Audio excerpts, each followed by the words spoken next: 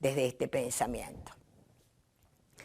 Chomsky nos hace referencia a competencia, pero ya de un carácter instrumental, desde el constructo de la gramática generativa, que es la gramática transformacional. Nos habla entonces Chomsky de competencias comunicativas en las producciones gramaticales.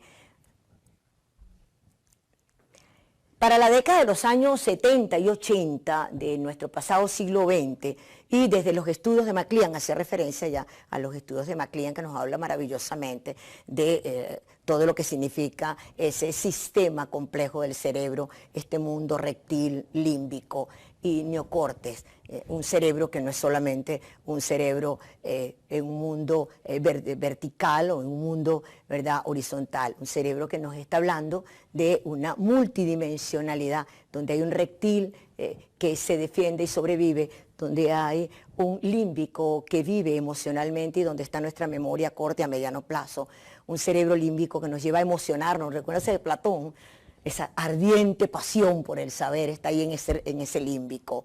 El ser humano que cuando intenta aprender no se emociona, no aprende. O sea, de hecho, experiencias científicas nos dicen que aquellos profesores que los estudiantes más recuerdan son aquellos que los enseñaron a enamorarse de lo que aprendieron. O sea, debemos enamorarnos. O sea, es un proceso de enamoramiento, es un proceso de disfrute. Eso es lo que hemos de lograr nosotros en la formación por competencia, desde nuestra realidad áulica a nuestra realidad comunitaria y a una universidad sin frontera. Ese proceso de deseo de encontrarme, ese deseo de descubrir, de develar, ese deseo que es lo que es la investigación, y por eso esto está sustentada en la investigación como un eje axial, como un eje que direcciona todo el proceso. O sea, porque el ser humano, por su propia naturaleza, es curioso.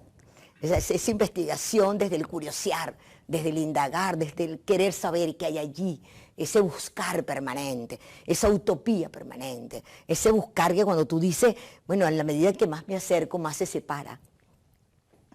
Es que el saber es así, por eso muy bien Sócrates le decía, no solo sé que no sé nada, en esa mayéutica. Entonces comenzamos a aprender a ser afín.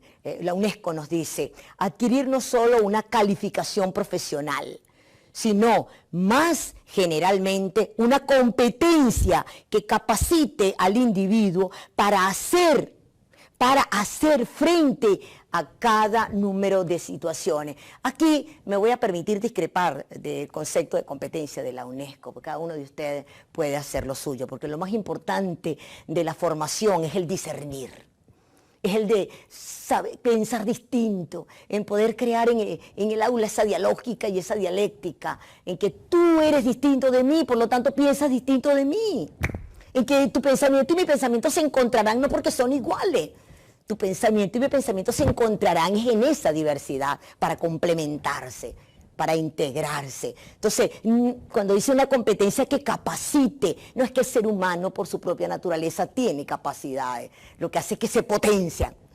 O sea, es potenciar realmente, y fíjate cuando hablamos maravillosamente de Aristóteles entre la potencia y el acto. O sea, lo que le corresponde al hecho formativo es potenciar esas cualidades, esas características, esos aspectos que al ser humano por su propia naturaleza le son propios, ¿verdad? Y hacer frente implica lucha.